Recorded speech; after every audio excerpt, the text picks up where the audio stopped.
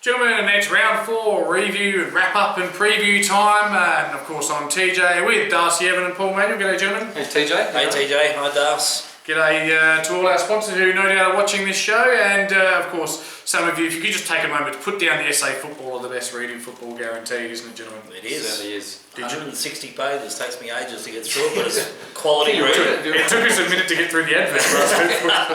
Let's get on to Division 4 this week, gentlemen, and we're going to start with the game of the round. We thought it was North Haven and Salisbury, 10-6-66, Salisbury 9-10, 64, 2-point win there to North Haven, gentlemen. Do you know what happened at the end of the game?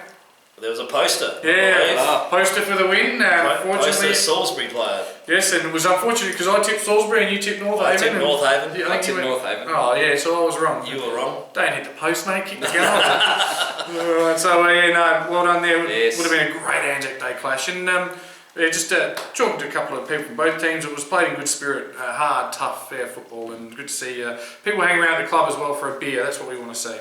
Alright. Salisbury are going pretty well, aren't they? Like, even though they lost, they've really picked themselves up from coming down from they've found their niche, I think. Yeah, so well done. Kenilworth 10-8, 68, too good for Glenunga, 6-8, 40. Malera kicking 4 for Kenilworth, a good win there for the boys at home at St Mary's Park. Yep, First game, for Brandon McKeough, who's the new coach out there at Kenilworth and ex-South Adelaide player. So good in for a first win. First team he's ever coached. He's been assistant coaches, but this is his first actual coaching gig. And he's got to win. Wonder if he knew the song. That's always the worry when you claim you don't know the song. And while we're on it, well done to the B grade coach, former A grade coach, Shane Bulldog, whose name I remembered in the past 7 days, otherwise known as Matt Damon. Okay, Eastern Park, how about the Parkers? 14-9, 93, Westminster 11-12, 78. The thing that impressed me about that one, boys, is it was at Westminster School. Eastern Park would have been foreign territory for some of those lads, but they've come in and they've got to win. Yeah, they did. They must have come back. Well done, Eastern Park. I picked Westminster. Exactly. I thought Westminster. They did come up a lead. They won the first few, I think it was, but Eastern Park not doing so well. But she was travelling all that way and winning by quite a margin too, about 20 points. They've hit their straps from round 1. Round 1 they got a bit of a touch up, and then round 2 and 3 they've really hit their straps. Win at Westminster. It's a really tough ground to play if you don't know it, and they've done really well Eastern Park, and would have taken them ages to get there, and it would have been a nice drive home, I think. No worries. Next one, gentlemen, I think we all tipped this one. Hope Valley 17 goals, 11 at home. They're a very strong team. 113. Hectorville 8-12, 60. Mitchell kicking 7 for Hope Valley. That's a big day out. Slater kicking 3, and Michael Stevens. Are you kidding me? The old man's back! And I tell you what, it'd still be a fair footballer. Don't worry about that, Steve-O. Former state centre half-back. And of course, playing coach. Interesting to see he didn't put himself in the best players. Best players for Hope Valley? I can't say that name. You said to stitch me up there. Giovine, Thwaites, Fincher, Smith, and Francisco. Whoa, good win by Hope Valley. Yeah, very good. Excellent. They're good at home and they've bounced back. They got beaten the week before by Eastern Park. They've bounced back nicely. Yeah. Now I believe you both tipped Paraka in this one, gentlemen. I did not. But didn't you were with me, were you? I picked Kilburn. I got on the train. The chick train. I got on the train. I did the toot and everything. You did too, actually. I remember now. Kilburn 13-8, 86. It was Paraka 11-10, 76. This one was at Limblom Park. Yeah, and well done. Goal kickers. No, we're not going to give you the goal kickers for Andrew Brown, 3 goals. No one cares. Criminal law. As the crowd's gone wild. Okay, yeah, so what done to Trick? Playing with a swallow ankle, playing through the pain. He's a tough man. Stop tooting now, Trick. Okay, so what done to Kilburn and they... second win there, mate. There'll be another great night down the club, I reckon. So. Yeah, it's a big turnaround after they lost their first. You sort of had to question, you know, is it going to be a long year? But now they're in the 5 for the first time in a few years, I guess you could say, a couple of years at least. So it's sitting 2-1. Let's get into this week's games, gentlemen. Speaking of Kilburn, straight to the top. Kilburn, Hope Valley. Yep. It's a battle of 3rd versus 5th. They're both 2-1. Gee whiz. Yeah, this one's tough. I'm going for Kilburn. I'm on the train.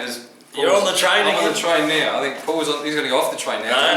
No. I'm sticking with Kilburn. I think they're going to be a pretty good side this year. I think that they'll play finals. Yeah, this one I'm very much undecided on. Again, I don't want to drop those same names, but Billy Parks kicked a couple, Galbraith kicked one. There's plenty of good players out there, but Hope Valley, can they shut down Mitchell? Will he kick a bag? Toss of a coin job for me, boys. I'll lean towards You know I've got a bit of a soft spot for Kilburn. Yes, we all have, I think. Alright, next one, gentlemen, is Hectorville and Westminster Old Scholars. This one is at Daily Oval, Hectorville.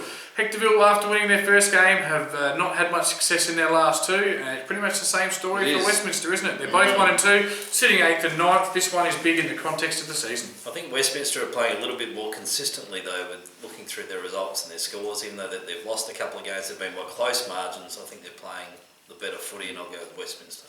Yeah, Westminster here too. Yeah, I'm going to take Westminster also. Next one, gentlemen, is North Haven and Paraka. Although I missed one, but never mind, we'll come back to that one.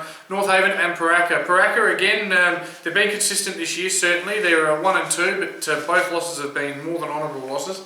North Haven, though, after that, they haven't lost a game. Maybe they had a bit of divine intervention on the weekend with the poster, but when you're 3 and 0 and you're sitting top and you're playing at home, I can't see why anyone would tip against you. Agree. No, Havens for me. And I believe Bush played his 300th on the weekend, so well done to him. That's a huge milestone, and it was a great win for, well, we call him an old man now, wouldn't we? For the old man, I think they'll have another win for him this week.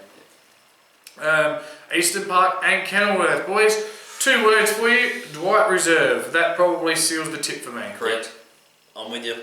They're really hard to play up there, and they'll get a good result, I think, against Kenilworth. So Eastern Park. Kenilworth had a good win last week, I think, but no, long travel. Eastern Park, good win last week. Yeah, long travel, and then some. It's probably an hour drive from Kenilworth to Eastern Park.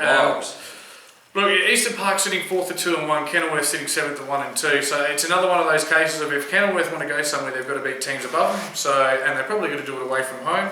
Can they? We'll find out about 5 o'clock on Saturday afternoon. But Eastern Park at home. Kenilworth train Thursday night, or will they leave Thursday night together?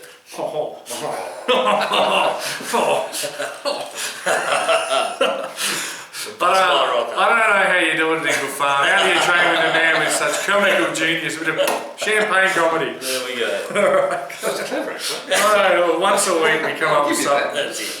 Glenunga and Salisbury. This one is at Webb Oval, home of Glenunga. We think Salisbury have improved. They're sitting second. They're 2 and 1. Glenunga. For a long year, I think. I have to scroll up because they're bottom. They're 0 and 3. Struggling, long year. They're not really the worst team that's sitting bottom in the league at the moment, though. I think they've definitely got the quality to win games, but yeah, it's going to be tough against the Magpies, who are taking all before them. And apart from maybe if the ball had gone that way a little bit, would be 3 and 0 and sitting top. So yeah, all leads towards Kilburn. It does. And we'll go through the goal scorers when our IT systems. Did I say Kilburn? Yeah, they weren't playing Kilburn. North Haven. North Haven. Salisbury. Salisbury. He's moved the screen. No, that's it. It's Salisbury. Salisbury. Okay. Kilburn on my mind, mate. Darren Mitchell from Hope Valley were on 20 goals. He is screaming at Well, I said they've got to shut him down. Yeah. Matthew Reid on North Haven on 13. Morris Freeman from Eastern Park on 11. And Jake Levy from Kilburn on 10. And Ben McCullum from Eastern Park on 8. Andrew Graham not in there? No, he's only kicked 4 for the year, so some good players kicked 4 though for the year. Yes, and so all the best to Morris Freeman. No relation to Morgan. I'll leave it with you, Connie. Boys, it's been the Division 4 review and preview show. Thanks for watching. We'll see you next week. Bye.